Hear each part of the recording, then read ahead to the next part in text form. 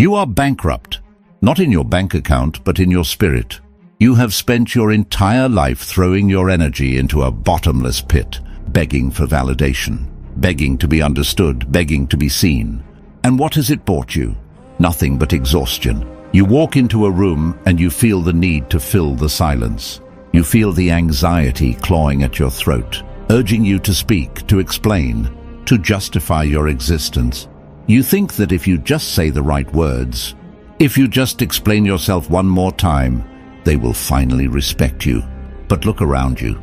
The people you are trying to impress are laughing at you.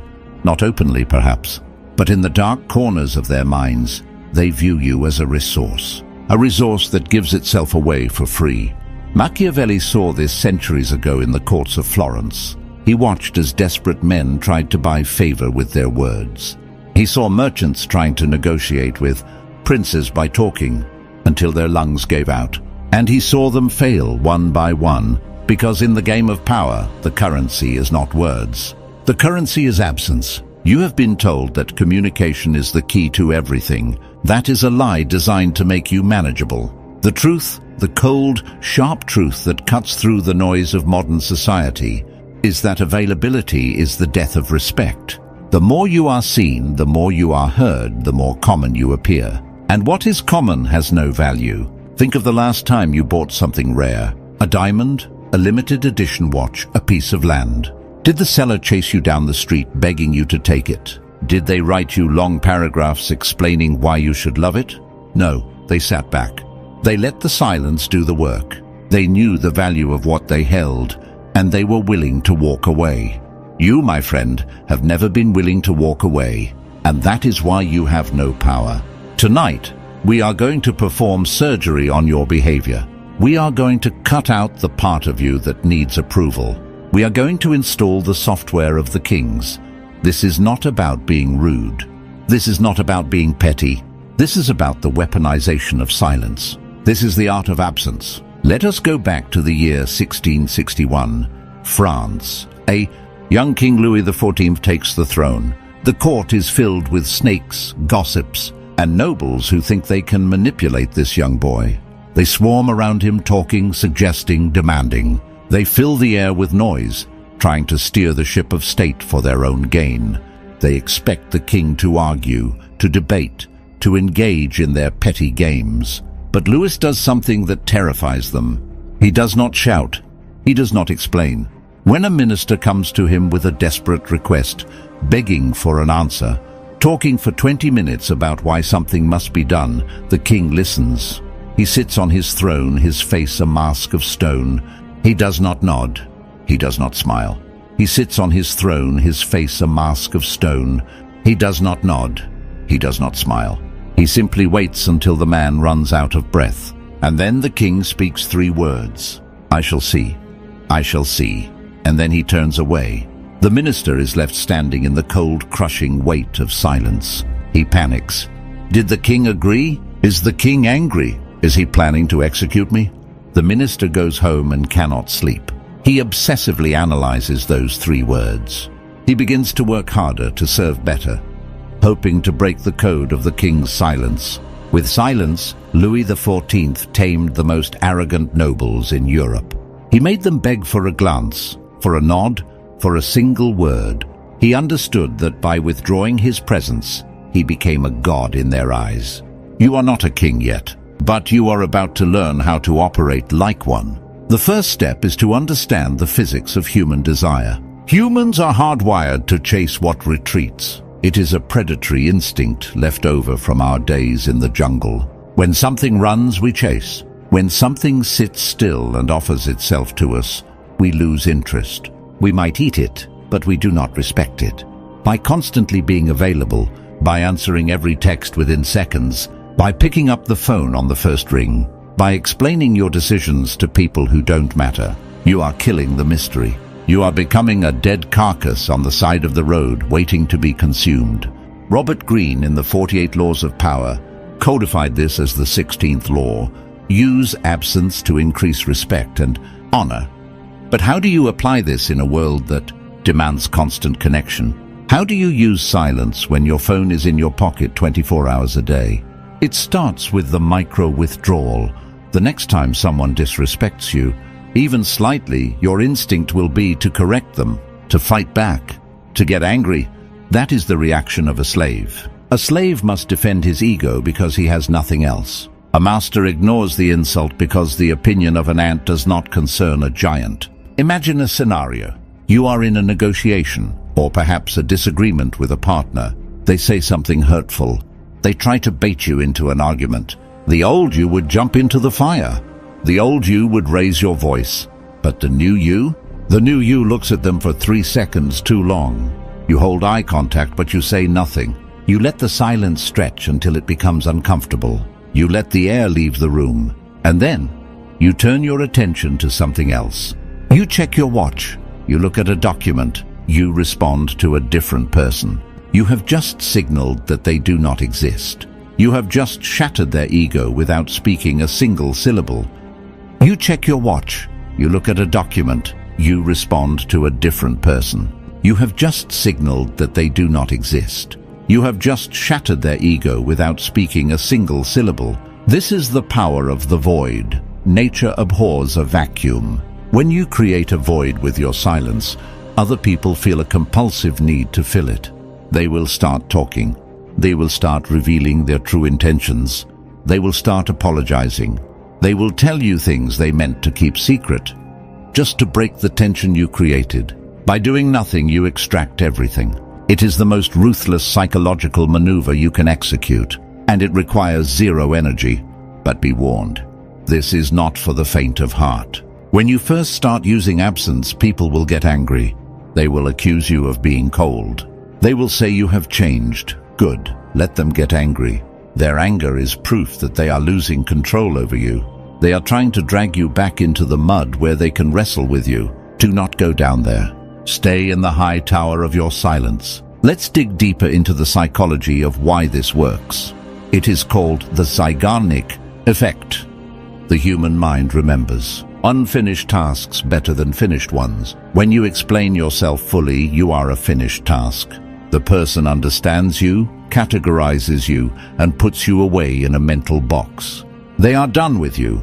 But when you are vague, when you are silent, when you withdraw, you are an open loop. You are an unfinished puzzle.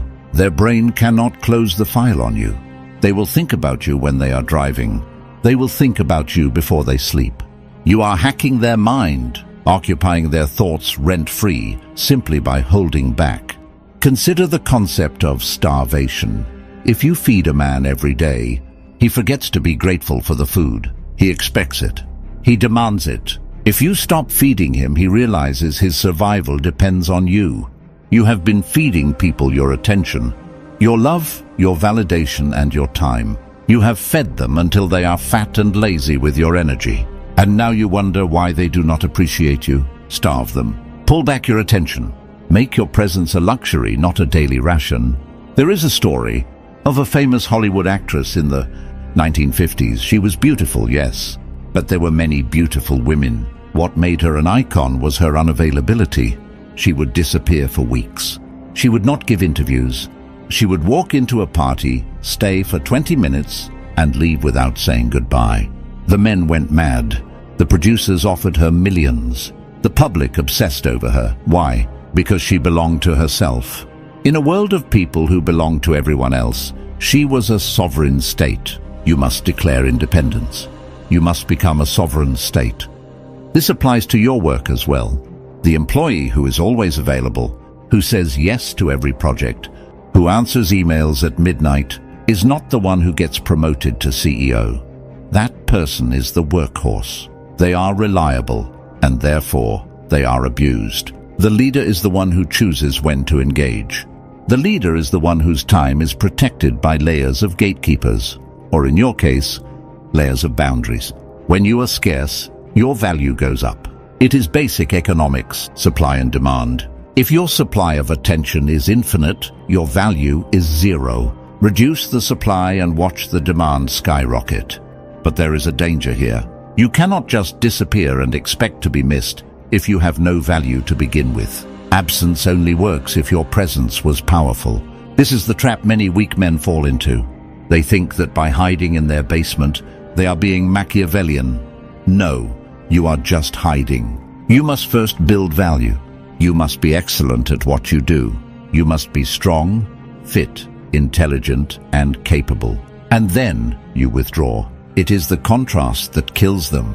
It is the sun going behind a cloud that makes people cold. If there was never any sun, nobody cares about the cloud.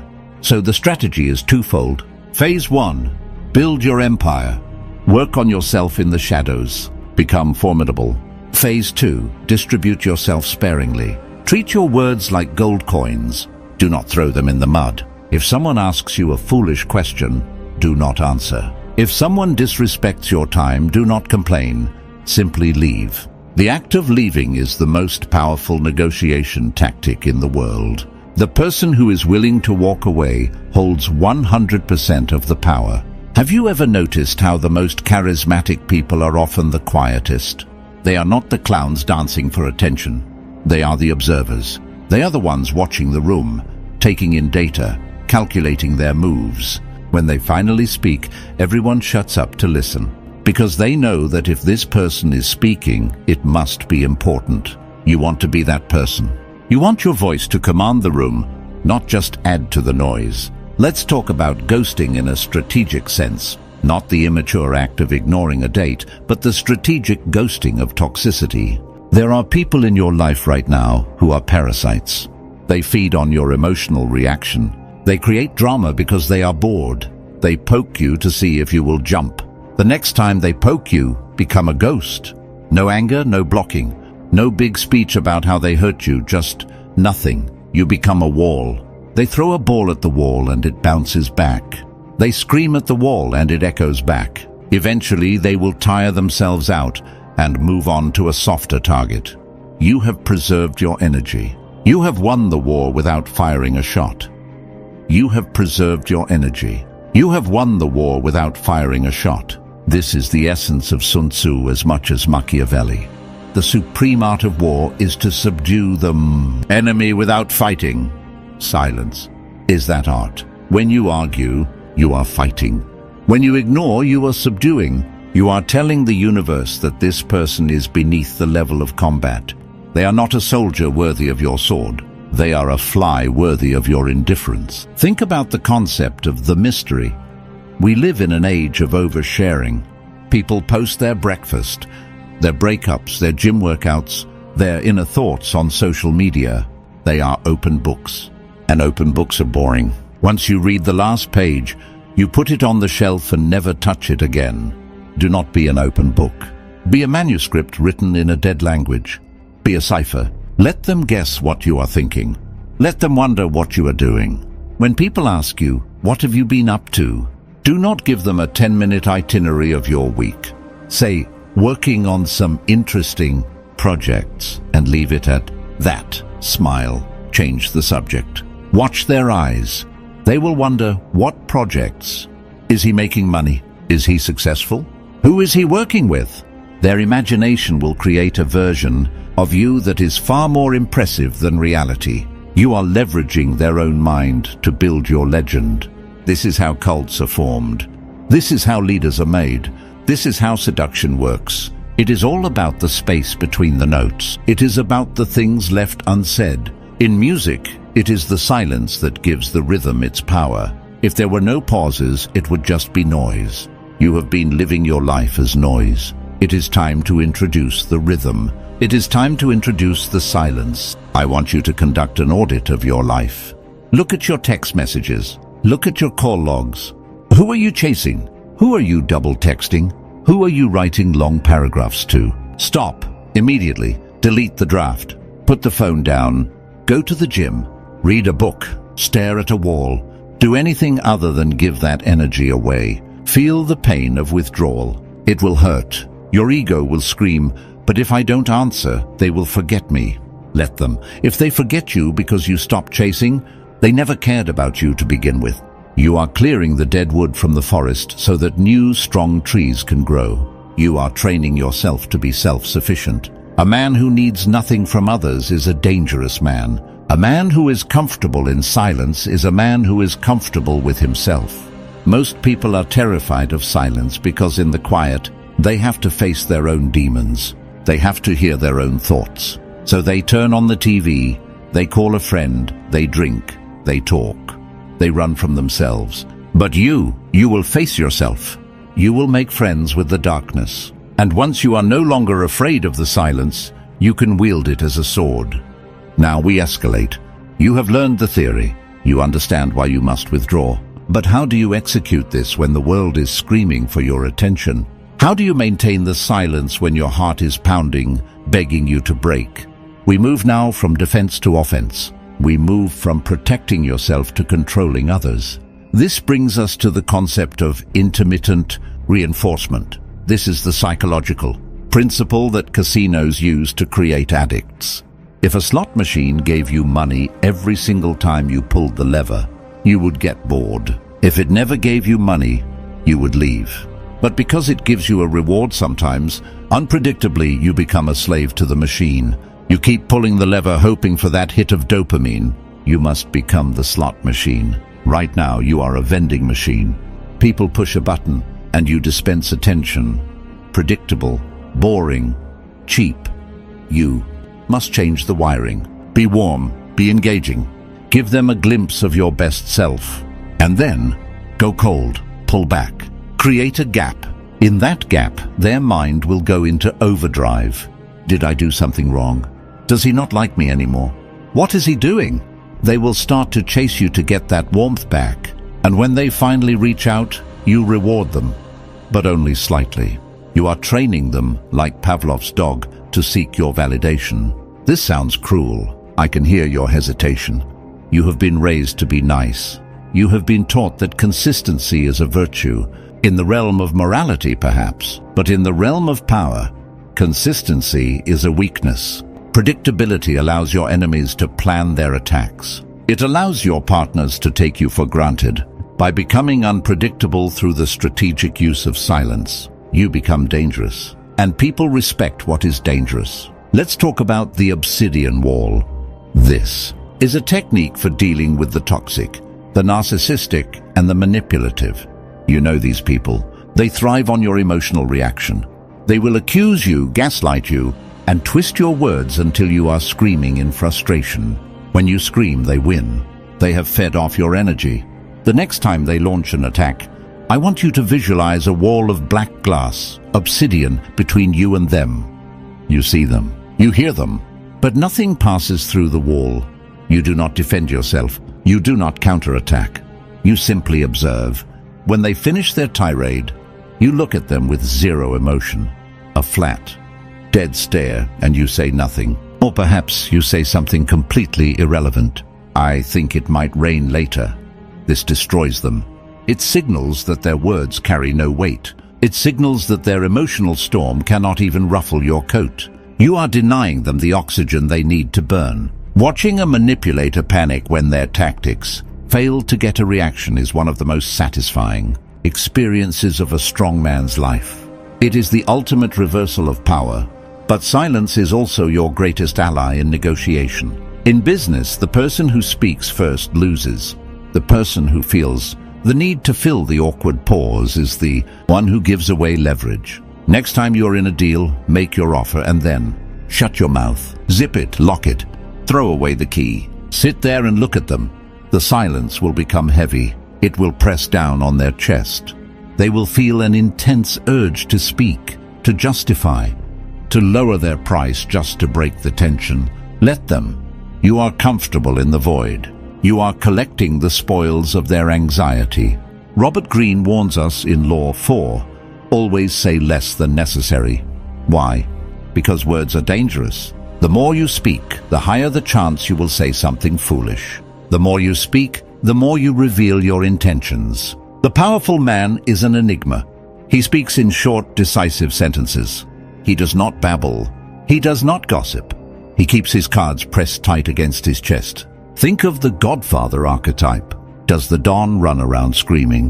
Does he explain his plans to his soldiers? No, he whispers. And because he whispers, everyone leans in, everyone holds their breath. His silence commands more authority than 1,000 screaming generals. When you are silent, People project intelligence onto you.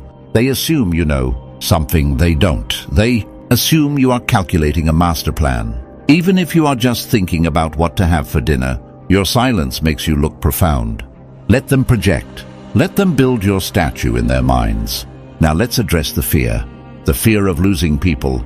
If I ignore them, they will leave. Let me tell you a secret about human nature. We only value what we have to work for. We do not value what is thrown at our feet. If someone leaves because you stopped being their emotional servant, then they were never with you. They were using you. Let them go. The trash is taking itself out. But for the ones who matter, your absence will act as a reset button. It will remind them of your worth. It's like oxygen. You don't think about breathing until you are underwater. Put them underwater for a moment. Let them struggle for air. When you return, they will appreciate every breath of your presence. This brings us to the return. You cannot be absent forever. You are not a monk living in a cave. You are a man building an empire in the real world. The goal of absence is to make your presence more impactful. When you do speak, make it count. When you do show up, be fully there. Be charismatic. Be sharp. Be undeniable. The contrast between your cold absence and your burning presence is what creates charisma. It is the cycle of day and night. If it were always day, the sun would burn us. If it were always night, we would freeze. You must be both. Avoid the trap of the petty. Ghost. Do not use silence to punish people for small mistakes. That is childish. That is what weak people do. Use silence to protect your boundaries, to elevate your value, and to remove yourself from disrespect. There is a difference between a king who withdraws to his castle and a child who hides under his bed. Be the king. Let's look at the ultimate application of this. The walk away. There is no power greater than the ability to walk away from a deal, a relationship, or a situation that does not serve you. Most people stay because they are afraid of the unknown. They cling to the familiar, even if it is toxic. But you are willing to step into the void. You are willing to burn the bridge and never look back. When you walk away without a word, without a fight, without a backward glance, you haunt them. They will wonder why you didn't fight for them. They will wonder if you ever cared. They will replay the ending in their heads 1,000 times, trying to find closure. But you will not give them closure. You will give them silence. And in that silence, you become immortal in their memory. So here is your mission. For the next 7 days, I want you to practice the diet of words. Cut your speaking by 50%. Before you say anything, ask yourself, is this necessary? Does this add value? Or am I just filling the silence? If it is not necessary, swallow it. Keep it inside. Let the energy build up. When you receive a text that demands your attention but deserves none, do not reply. Put the phone down. Go back to your work. Feel the power of not reacting. When someone tries to provoke you, look at them, smile slightly, and walk away. When you feel the urge to explain yourself, stop. Let them misunderstand you. Let them be wrong about you. Their opinion is not your reality. You are building a fortress of solitude where your mind can sharpen, where your plans can mature, where your strength can grow without being drained by the parasites of the world. The world is noisy. It is a cacophony of weak people screaming to be heard. Do not join the choir. Be the conductor. The conductor often stands in silence, baton raised, controlling the entire orchestra with a subtle movement of his hand. They will call you arrogant. They will call you cold. They will call you mysterious. Let them. While they are busy talking about you, you will be busy surpassing them. While they are begging for attention, you will be commanding respect. The era of the nice guy, the pleaser, the available doormat is over. That version of you is dead. We buried him today. Rise from the grave as the man who speaks with his actions and screams with his silence. Make them wonder. Make them wait. Make them beg. And in the end, you will realize that you didn't need them. They needed you. Welcome to the power of absence. Welcome to the shadows.